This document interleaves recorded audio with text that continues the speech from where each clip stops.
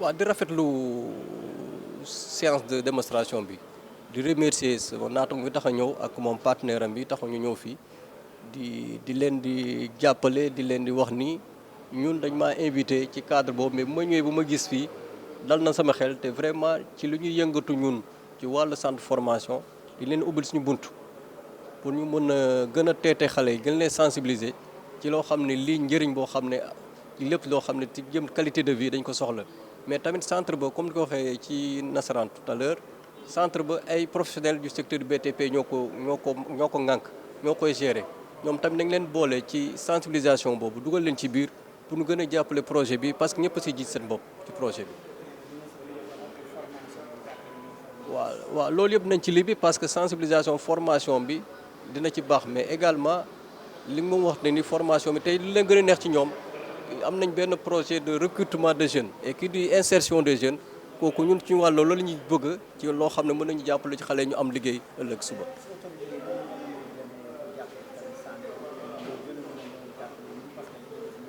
waaw parce que ci centre bi ci boppam ci conseil d'administration am na ñoo xam ne ñoo nekk ci ministère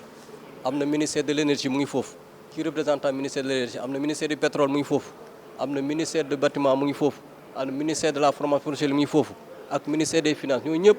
ñoo constituer le conseil d'administration donc pàcc yëpp loo xam ne dafa soxla ci wàllu état ñëpp ñu foofu te ñooy suñu jotee ba mu booleek ñoom danañ gis vraiment danañ gën a jàpp parce que ñëpp a ci am njëriñ ci projet boo xam ne ñëpp lay soxal environnement ku ne environnement wax ñëpp a ci wax. Moi je suis Henri Sow, directeur commercial de Bi Énergie Sénégal. waaw projet bi li ko indi mooy dañu accompagné par le Trésor français bi nga xamante ne ni dafa am ci biiram benn service bu ñuy wax FASEP nag li ko tax a jóg mooy bépp entreprise bu nekk à l'étranger mu mën la jàppale ci benn projet boo xamante ne ni c'est écologique. donc ci kaw loolu la ñu soumettre suñu dossier FASEP daal lañu ci accompagner pour ñu ñëw investir fii nii Sénégal te loolu mu ngi toll ci li nga xamante ne ni ci wàllum régénération batterie la maanaam ñu dundalaat ay batterie yoo xamante ne nii war nañ koo sànni ci mbalit bi wala xëy na sax ñu koy jël di ko toj di xale yi di ko kii ba muy indi ay jafe-jafe ci seen wàllu wér-gu-yaram ma mën ci joxe benn firnde rek amoon na fi ñu doon wax ay intoxication au plomb à Thiaroye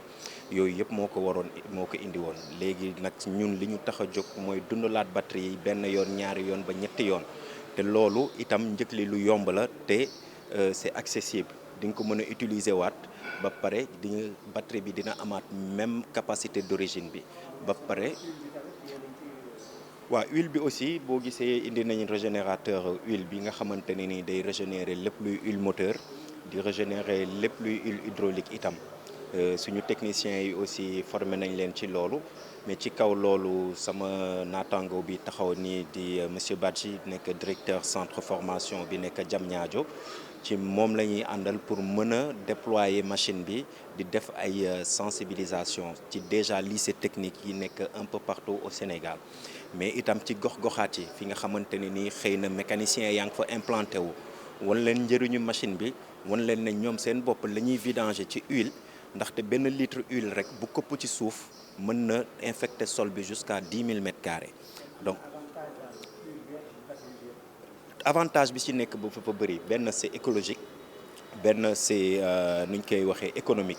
foo waroon jëndee batterie fukki junni boo ñëwee ci Bi Énergie ñu régénérer la batterie bi au lieu nga fay fukki junni nga fay ñaari junni wala ñetti junni xam nga kooku lu yomb na huile bi wazalika donc loolu yëpp suñ ko boolee ci formation ak transfert de compétences yi ñuy def moo tax ñu waral di def sensibilisation yi d'abord dans les lycées techniques et puis après sillonner un peu les mécaniciens ñi koy utiliser les constructeurs automobiles aussi et les concessionnaires automobiles mais aussi ñu mën a dem ci yeneen gox yu gën a sori ci région yi aussi parce que du ñu yem Dakar kese loolu yëpp nag ñu ànd si ak le service économique de l'ambassade de France ak le ministère de l'environnement via son service de son département de la direction des établissements classés te loolu yëpp ñu ngi ciy gërëm l'ancien ministre Abdou Karim Sall bi nga xam ne moom moo ñu ci accompagné woon ak monsieur Dramé aussi Baba Dramé qui est directeur de la DEC et loolu vraiment ñu koy rafetlu bu baax a baax. waaw li ci environnement bi dina ci contribuer lu bari mooy comme li ma wax léegi nii 1 litre d'huile bu këpp ci suuf dina infecter sol bi ba 10 000 mètres carrés loolu population bi foog ñu xam ko mais suñu sensibilisation aussi yamul kese ci lycée technique yi foog ñu dem ci population yi aussi xamal leen ko parce que tey jii am na ay regroupement yoo xamante ne nii ils sont dans l'informel ñoom dañuy ut ay batterie dañuy ut ay huile di ko jaayaat mais loolu yëpp mën nañ ci gën a am seen koom su fekkee day ko régénérer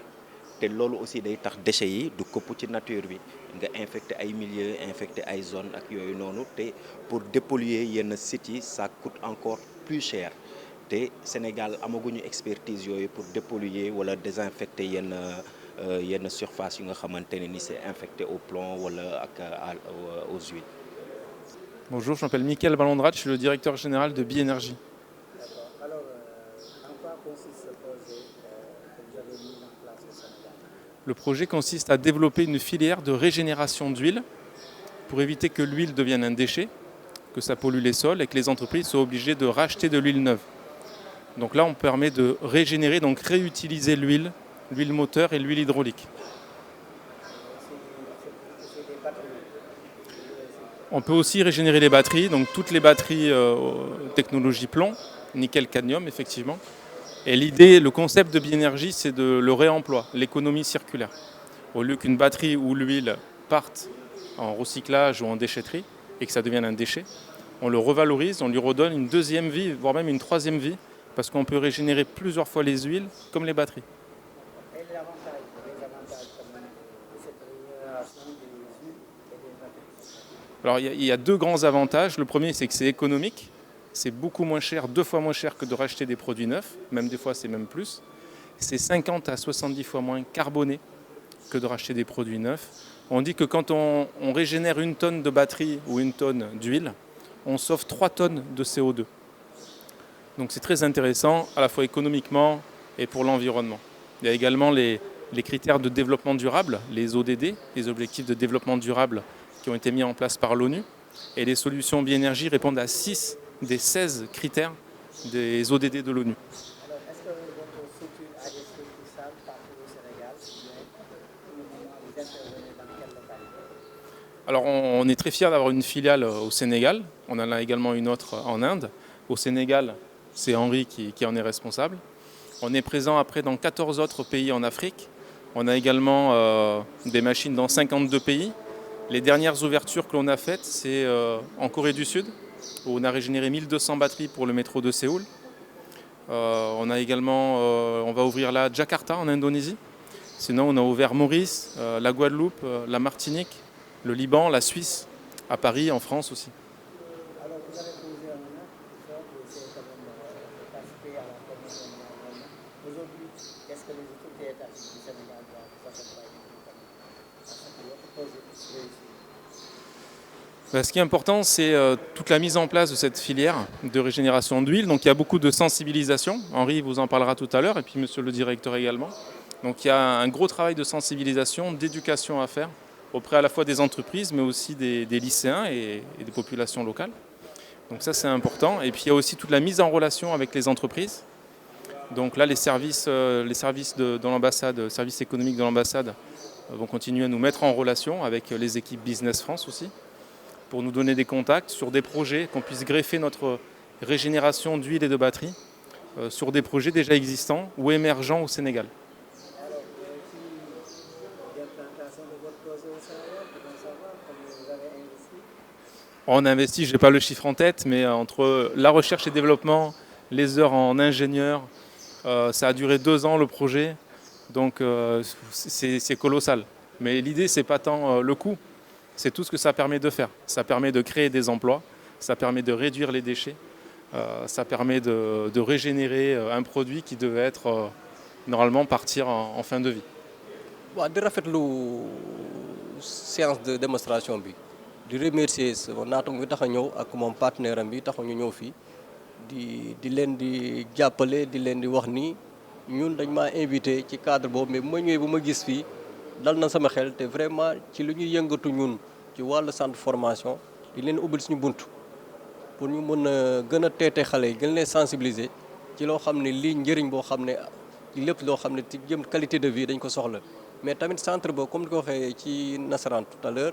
centre ba ay professionnels du secteur du BTP ñoo ko ŋànk ñoo koy gérer ñoom tamit nañ leen boole ci sensibilisation boobu dugal leen ci biir pour ñu gën a jàppale projet bi parce que ñëpp a si gis seen bopp ci projet bi.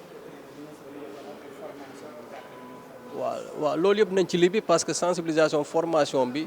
dina ci baax mais également li nga wax ne ni formation bi tey li leen gën a neex ci ñoom am nañ benn projet de recrutement de jeunes et qui dit insertion des jeunes kooku ñun ci wàll loolu la ñuy bëgg ci loo xam ne mën nañu jàppale ci xale ñu am liggéey ëllëg suba.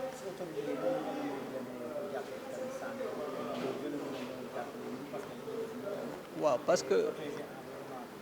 parce que ci centre bi ci boppam ci conseil d'administration am na ñoo xam ne ñoo nekk ci ministère am na ministère de l'énergie mu ngi foofu ci représentant ministère de l'énergie am na ministère du pétrole mu ngi foofu am na ministère de bâtiment mu ngi foofu am na ministère de la formation professionnelle mu ngi foofu ak ministère des finances ñoo ñëpp ñoo constituer le conseil d'administration donc pàcc yëpp loo xam ne dafa soxla ci wàllu état ñëpp ñu foofu te ñoo si jotee ba mu boole ak ñoom danañ gis vraiment danañ gën a jàpp parce que ñëpp a ci am njëriñ ci projet boo xam ne ñëpp lay soxal environnement ku ne environnement wax ñëpp a ci wax